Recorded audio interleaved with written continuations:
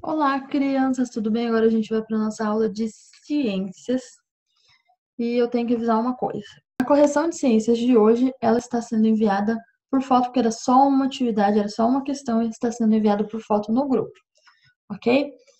E a aula de ciências, a gente vai seguir na apostila, tá bom? Eu vou falar a página e vocês vão seguindo comigo, ok? Vamos lá?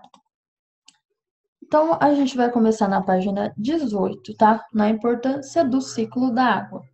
Então, o ciclo da água tem relação com a regulação do clima, com a agricultura, com a produção de energia e com o abastecimento da água. Então, a gente vai ver cada um desses pontos. O clima é o conjunto de condições atmosféricas de um local, como a quantidade de chuva, de vento, a temperatura, e tudo isso é medido ao longo de vários anos. Então, o clima de um local é estabelecido através de observações, de medição de temperatura. Então, por exemplo, em Santa Cruz, a gente sabe que durante os meses de janeiro sempre chovia e inundava o rio Pardo. Agora, com as mudanças que têm ocorrido, faz algum tempo que não chove tanto assim para inundar o rio. Então, o ciclo da água, a poluição, é, tem algumas coisas, há alguns fatores que estão interferindo na regulação do clima, tá? Então, isso faz com que a gente não saiba mais ou menos quando que vai chover muito, quando que vai chover pouco, quando que vai esfriar, quando que vai esquentar, tá? Por isso que às vezes os pais falam assim, nossa, nessa época não fazia esse frio. Então, por quê? Porque nessa época, há alguns anos atrás, o clima era diferente, porque o clima está se modificando devido a vários fatores, tá? Então, por isso que está falando que aqui o clima é a condição de um local, com quantidade de chuva, de vento, temperatura, medida ao longo de vários anos. Não é uma coisa, esse mês o clima está assim, tá? Então, e o ciclo da água está relacionado diretamente com o padrão de chuvas de uma região. Então, a maior parte da água em estado líquido no planeta está nos oceanos. Como vimos, quando é aquecida pelo calor do Sol, a água evapora, formando vapor de água. Por sua vez, ele sobe para a atmosfera e, chegando nas camadas frias, ela se condensa, formando as nuvens, que são pequenas gotículas de água. Depois, pela ação dos ventos, as nuvens carregadas de água podem se deslocar por vários quilômetros, fazendo com que a chuva caia longe do seu local de origem. Então, as nuvens podem se formar em locais distantes da onde a chuva irá ocorrer. O regime de chuvas de uma região é uma das características que definem o clima local. Há, por exemplo, locais com climas mais úmidos, onde chove bastante o ano todo, como nas florestas tropicais. Há também locais de climas secos, onde quase não chove, como nos desertos. Então, essa aqui é uma imagem que retrata a chuva sobre a floresta amazônica no Parque Nacional Iasuni, no Equador. Tá? Então, próximo à linha do Equador também existem locais de bastante chuva, porque a insolação é maior. Tendo mais insolação, a água evapora em maior quantidade, forma mais nuvens e chove mais do que em outros lugares, tá? Nas regiões desérticas, as chuvas são raras. Então, a gente tem aí o deserto do Atacama, no Chile, e essa foto foi tirada em setembro de 2018, ok? Muitos fatores influenciam na quantidade de chuva de uma região, como a umidade do ar. Quanto maior a umidade relativa do ar, ou seja, a quantidade de vapor da água no ar, maior é a chance de ocorrência de chuva, porque aí, pensem comigo, quanto mais vapor de água no ar, mais vapor de água vai subir, se condensar, virar nuvem e chover, tá? O padrão dos ventos também interfere, pois os ventos podem trazer ar úmido ou seco para uma região. Por exemplo, em geral, os ventos que chegam dos oceanos carregam mais umidade. Como vimos, outro fator que interfere na ocorrência de chuvas e no clima de uma região é a presença de vegetação. Quando as plantas absorvem água do solo, parte dessa água volta para a atmosfera pelo processo de transpiração. Além disso, alguns estudos mostram que as árvores eliminam algumas partículas de água na atmosfera, que favorecem a condensação da água, facilitando a ocorrência de chuvas em uma região. Assim, o desmatamento diminui a transpiração e, consequentemente, reduz o volume das chuvas. Com isso, há maior possibilidade de ocorrência de incêndios florestais, o que degrada ainda mais a floresta. Então, esses incêndios florestais ocorrem porque acontece o desmatamento. Esse desmatamento reduz o número de chuvas. Então, por exemplo, na Amazônia, alguns incêndios florestais naturais acontecem porque o desmatamento acontece, e aí num local como a Amazônia, que é próxima da linha do Equador, tem muita insolação, ou os raios solares incidindo sobre as folhas das árvores acabam resultando em faíscas que pega fogo, aí se alastra fogo, e isso degrada mais ainda as florestas. Além do desmatamento, ainda ocorrem esses incêndios que acabam com a floresta, tá? E, consequentemente, acabam com o meio ambiente, prejudicam a transformação de gás carbônico em gás oxigênico, por exemplo, tá?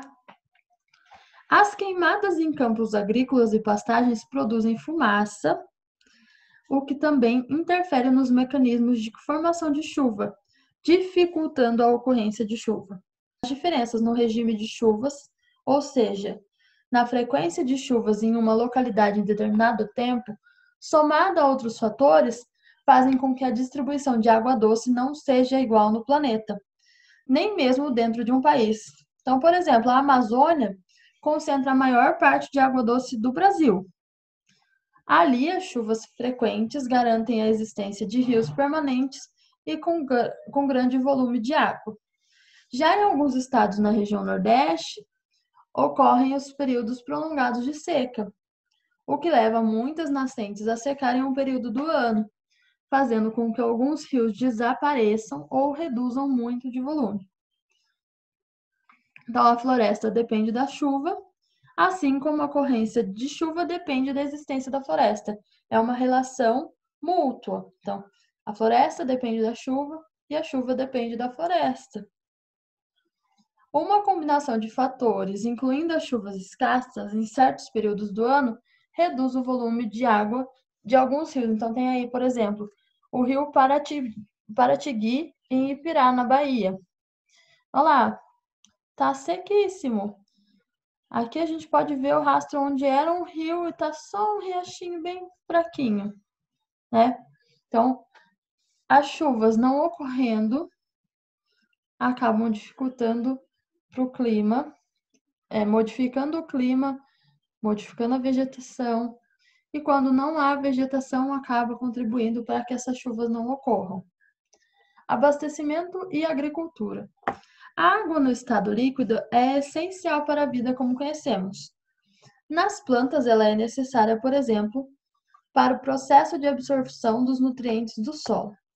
Já em alguns animais, ela ajuda na manutenção da temperatura do corpo, e nos seres humanos, a gente usa a água para outras finalidades, além da manutenção da nossa temperatura do corpo.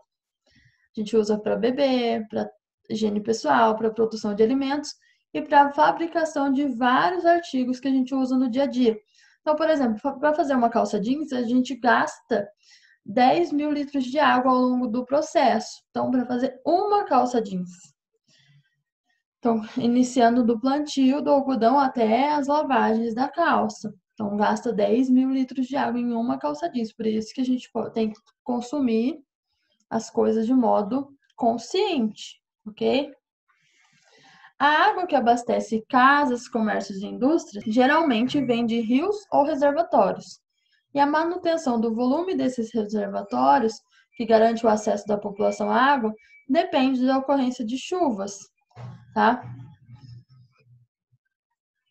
Além disso, a manutenção dos cursos de água e nascentes também está relacionada à medida de proteção do solo, como a preservação das matas, já que isso evita o processo de erosão e assoreamento dos rios e das nascentes. Então, aqui a gente tem o reservatório de água, em Paraibuna, São Paulo. E aqui a gente tem o rio Juquiá com a mata ciliar preservada. Na agricultura e na pecuária, a água é essencial, pois o crescimento das plantas que usamos como alimentos e como pastagem depende da disponibilidade de água no solo. A agricultura e a criação de gado consomem a maior parte de água doce do planeta. As chuvas regulares em uma determinada região garantem o crescimento das plantas, além de todos os benefícios já citados. Porém, em alguns locais, as chuvas não são regulares e há longos períodos de seca. Assim, é necessário utilizar o sistema de irrigação das culturas. Então, aqui a gente tem um sistema de aspersão, tá? Na irrigação de uma plantação de beterraba sacarina, ok? Depois, outro ponto que a gente usa muita água e o ciclo da água é muito importante, que é na produção de energia elétrica. A gente está vendo em geografia as fontes de energia elétrica, não é? E as hidrelétricas são usinas de produção de energia que usam a força das águas. E se não chover, se não tiver o ciclo da água, vão usar o quê para as hidrelétricas? E aí vai faltar o recurso principal. Além disso, as hidrelétricas são muito utilizadas no Brasil e a maior parte da energia é gerada em usinas de hidrelétrica, tá? Então, são chamadas de hidrelétrica porque tem a água no reservatório e essa água passa por uma barragem que tem canais e dutos e passa por turbinas que fazem essas turbinas girarem, que transforma a energia do movimento em energia elétrica. Então, o gerador leva até as linhas de transmissão e a energia produzida vem até as nossas casas. Isso a gente viu em geografia, né? Então, se não tiver água no reservatório para fazer, para produzir energia elétrica, a gente não vai ter energia elétrica, ok? Por isso que a gente tem que cuidar da nossa água, cuidar das matas, tá?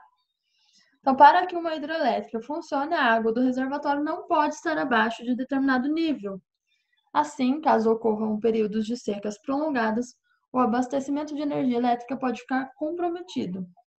Então, aqui a gente tem um reservatório de usina hidrelétrica no estado de São Paulo com baixo nível de água devido à falta de chuva.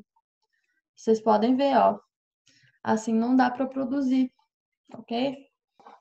Essa página 23 e 24, eu quero que vocês façam a leitura em casa assim que a gente terminar o vídeo, ok?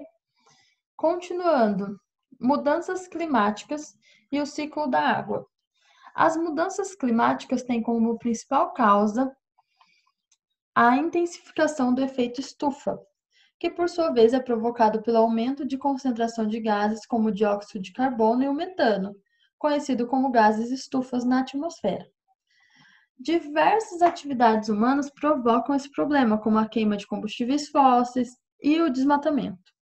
O aumento do efeito estufa, por sua vez, leva ao aquecimento global, que é a elevação das temperaturas médias do planeta. A gente está vendo aqui a queima de combustíveis fósseis e os seus derivados que aumentam o efeito do efeito estufa, tá? Que aumentam o efeito estufa. Mudanças no clima alteram o ciclo da água, afetando o regime de chuvas, o que pode aumentar a concorrência de eventos hidrológicos extremos, como chuvas intensas, inundações e longos períodos de seca. Então, como a gente modifica muito o clima, porque a gente polui, porque a gente desmata, a gente acaba prejudicando nós mesmos. Então, se a gente não cuidar da nossa água, não cuidar das nossas plantas, não vai ocorrer o ciclo da água como ele ocorre normalmente. E assim vai atrapalhar o clima do planeta, vai atrapalhar que a gente obtenha alimento, vai atrapalhar a pecuária, a agricultura, vai atrapalhar as fontes de energia, a produção de energia. Então, a nossa água não serve só para beber. A gente tem outras funções para a água e para isso, para a gente ter água em abundância, a ponto de poder produzir outras coisas, além de só consumi-la,